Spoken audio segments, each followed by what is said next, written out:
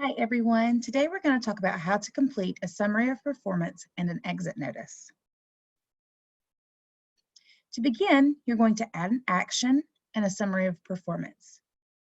Let me show you how to do that. In our sandbox, please note this is not a real student, so FERPA laws are not being broken. So first we're going to add an action. We're going to choose summary of performance. The reason? It's a graduation from high school. The action will automatically populate.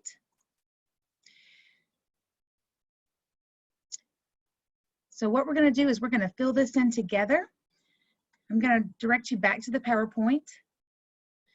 So in part one, we're going to input all of the student information, which is general information about the student. You're going to include the most recent IEP and reevaluation review, and most information in the SOP, the summary of performance, should already be in the IEP.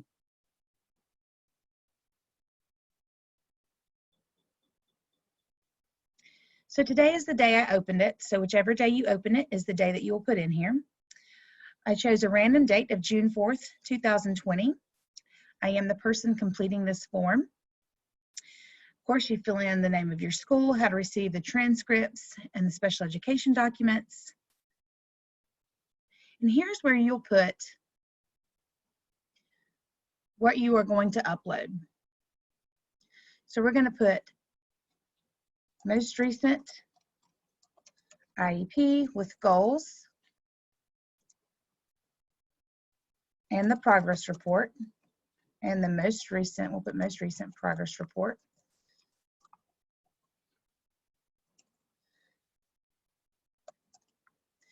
We'll also put the most recent reevaluation review. Can't type today.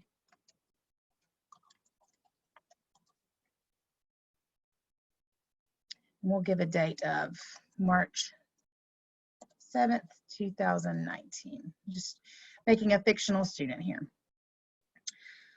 So I have John Doe's IEP pulled up so that I am able to copy and paste his post-secondary goals. So I'm going to copy in this one. So this is his education and training goal.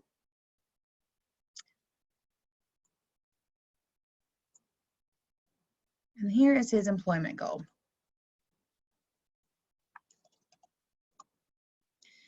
And always save frequently. And this student does not have an independent living goal, so we'll leave that one blank. So let's go back to our part two. This is what we just did. We put in all of our post-secondary goals, which I copy and pasted from the IEP, and I added any additional or updated information. This student did not have any, so we'll just leave that blank. Okay, let's flip back to our sandbox. We're going to work on part three.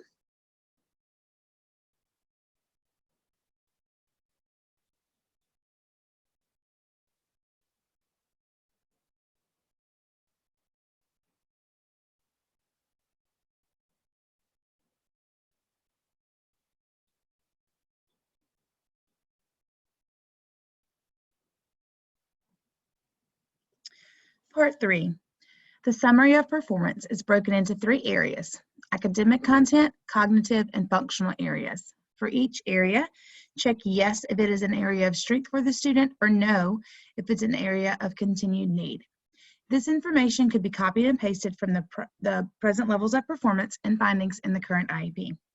Please note, if you do not check yes, Enrich automatically defaults to the no statement, and the summary of performance prints saying, so-and-so is an area of a limitation. If the IEP does not address an area, it could be assumed that it's an area of strength for the student. Otherwise, it should be addressed in the IEP. For example, if the area of learning styles and needs, such as class participation or note-taking, is not addressed as a weakness in the current IEP, it could be assumed this is an area of strength for the student. You must address all areas of weakness described in the present levels of performance in the findings.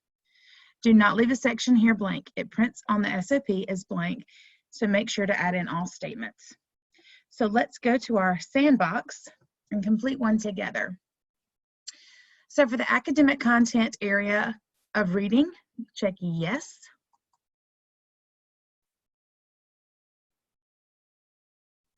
And we're going to copy and paste from our IEP.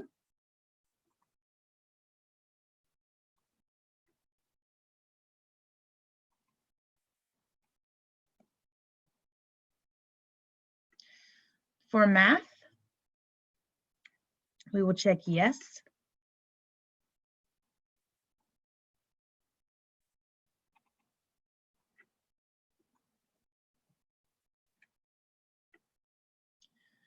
For written language, we will choose yes. And please note that you will only choose yes, again, if it's an area of need.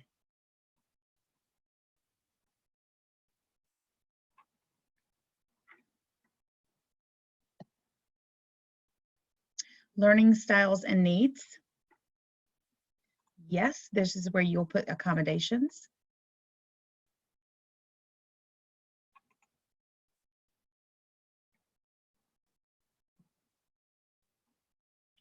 Cognitive areas. This may be pulled from your most recent reevaluation.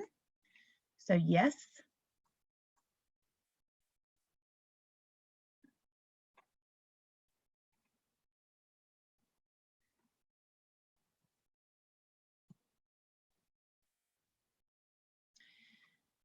Attention and executive functioning. So again, if the student has small group or preferential seating due to a need, this is where you'll put that.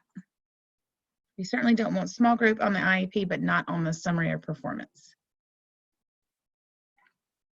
So for communication, the student does not have any.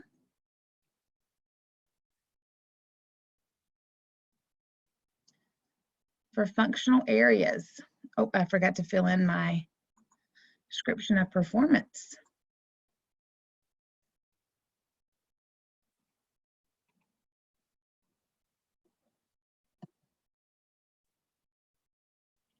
Okay, so essential accommodations for the student is where you'll pull this right from the IEP. Copy it over. So your functional areas. So my student John does not have any social, interpersonal, or behavioral deficits.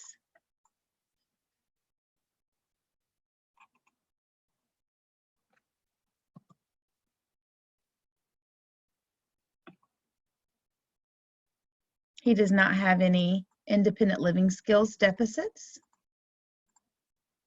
We'll click no, and then why. He does not have any deficits accessing his environment.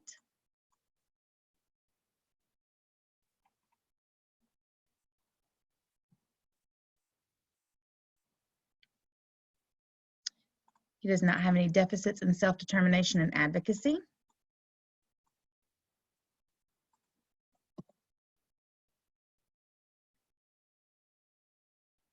And he has minimal or zero self-direction deficits. So no here also.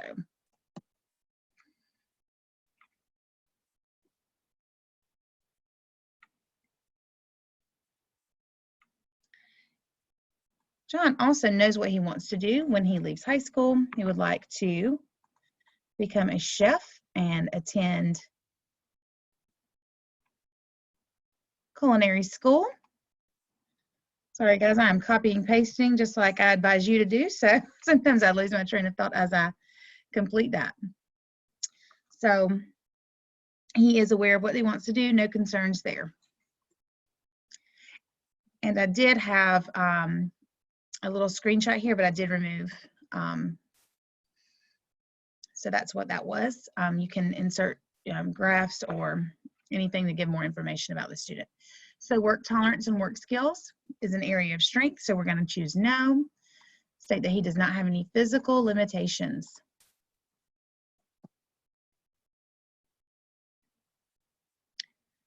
So at this time, there's not any additional information that we need to review. So again, save all the time. And let's click back to our PowerPoint to review part 4 that's coming up.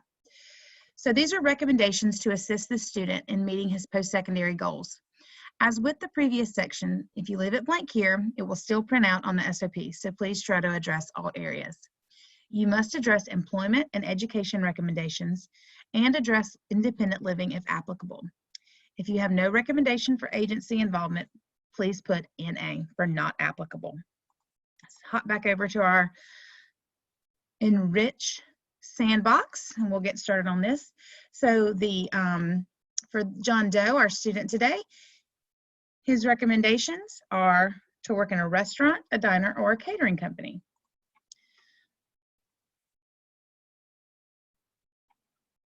So we're going to put none noted here.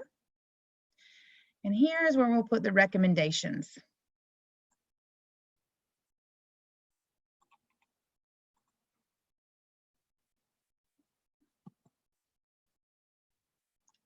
The agency contact info, also again, we're going to put none noted. And does independent living apply for the student? No. And that's because if you'll remember in part 3, we put that this was a strength for the student. So let's save that. And then we're going to put in John Doe, his email address and his cell phone. Okay. Is he willing to be contacted by social media? Let's hop back to our PowerPoint and go over part 5. Make sure. This is the student input section where you'll document the student's input concerning what areas he or she thinks of his disability, what accommodations have helped, what services or accommodations he might need after high school, and what future employees or teachers should know about him. And then we'll put the outcome date and complete, and you'll save and close it. So we were already doing that. I just got a head start. So again, you'll just put the student's email address, phone number. I believe he will because he probably loves social media. Let's put John _ Doe. Has he been notified that 1 year after leaving high school, they'll be contacted to complete a survey? Yes, we've let him know.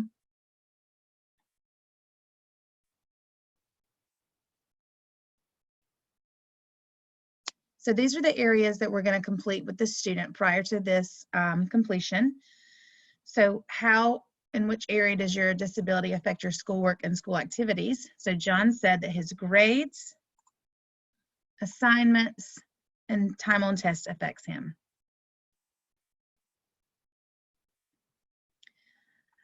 So John also told us that his disability affects him when he reads.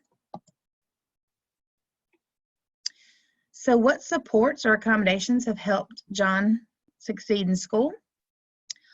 He put audiobooks and extra time on his assignments and tests. And John stated the extra support and the time on test helped.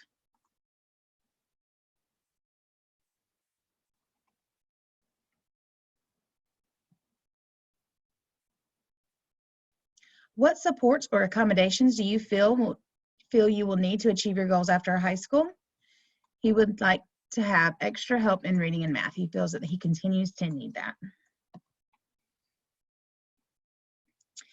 If you believe you will need services, have you and your family made a connection with the agencies? So John stated no. Will you need help to obtain any needed services, supports, programs, or accommodations after you left high school? John stated no. What strengths and needs should future employees or teachers know about you as you enter the college or work environment? John said that he is a hard worker. So now we're going to put our end date of today because we're all done and we're going to complete it. And then we're going to finalize. So then you'll print this to a PDF.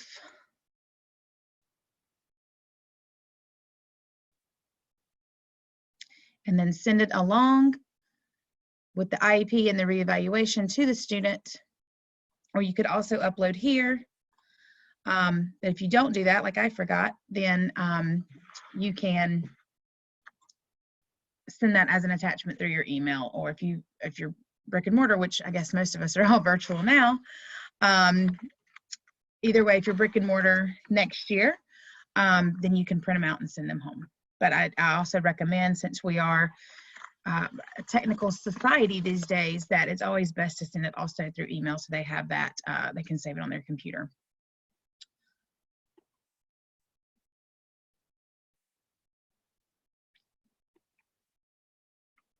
Our next section that we're going to review is the exit notice. The exit notice gives the parent or student notice that the obligation to provide FAPE is ending with either the student's graduation with a high school diploma or aging out. So we're going to go back to the Programs tab, add an action like you did with the Summary of Performance,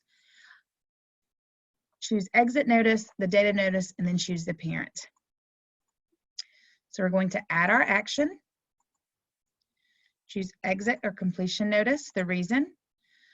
For this student, we're going to choose graduating with a regular diploma. Of course, if it is a non-diploma student, you would choose reaching maximum age, and then in a few years, we'll be able to choose district credential. But right now, these should be your only two options for this school year. So we're going to do graduating with a regular diploma.